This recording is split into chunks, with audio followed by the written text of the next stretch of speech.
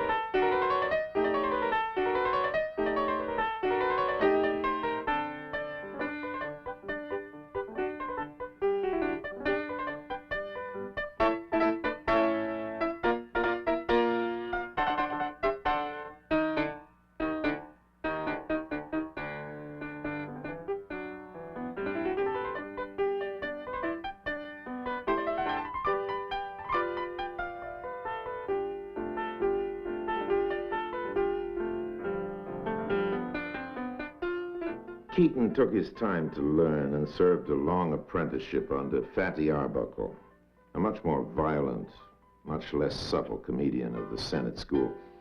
Keaton initially was little more than a fall guy in the Arbuckle comedies, playing not the second banana, but even third banana, with another acrobatic comedian, Al St. John, picking up some of the flack.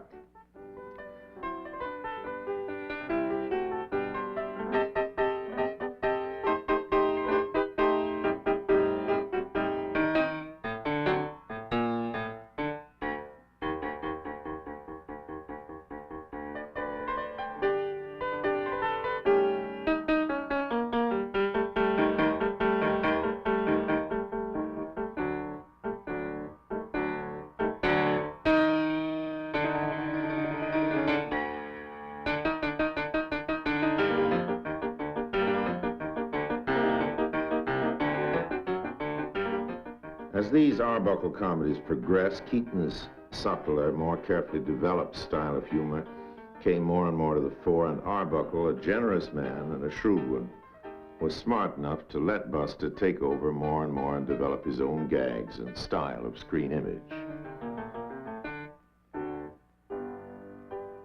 By 1922, in Cops, Keaton was entirely on his own, entirely in control of all his films.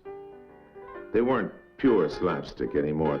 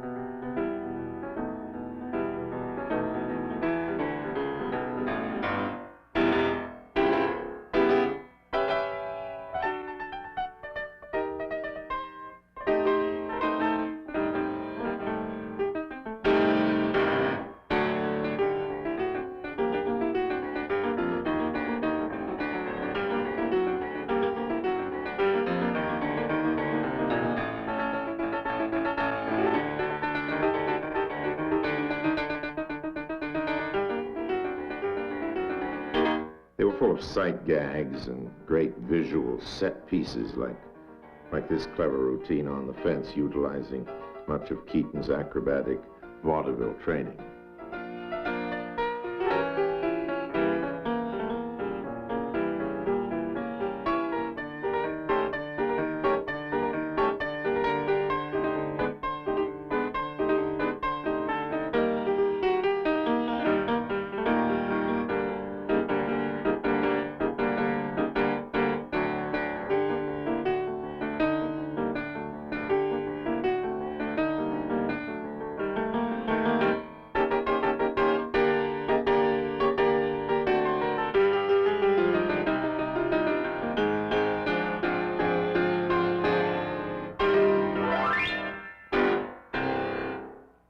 While in one of his last two reel comedies, The Balloonatic, here's a perfect example of the comedy of futility that was so much a part of the Keaton makeup as he plays the Sir Walter Raleigh gallant to a young lady who neither cares for his affections nor certainly is worthy of them. Something that was to become a trademark of later Keaton comedies.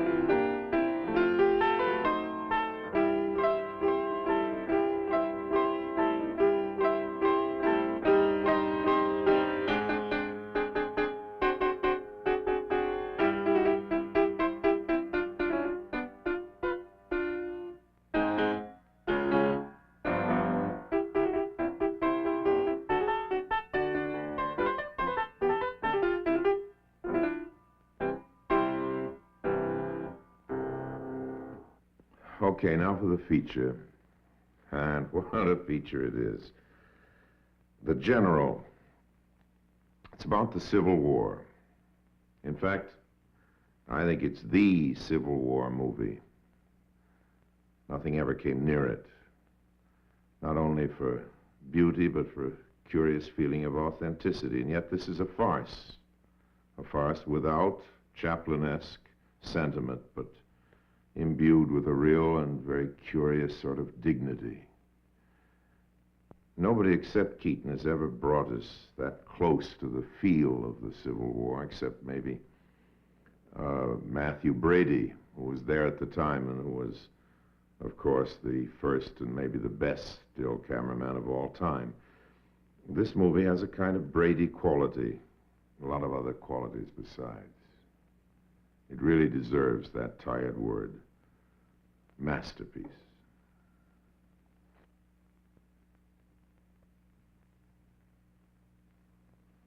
Right at the start, before we showed you this wonderful film, I think I mentioned the extraordinary beauty of Keaton's face. Well, what about the extraordinary beauty of the film itself?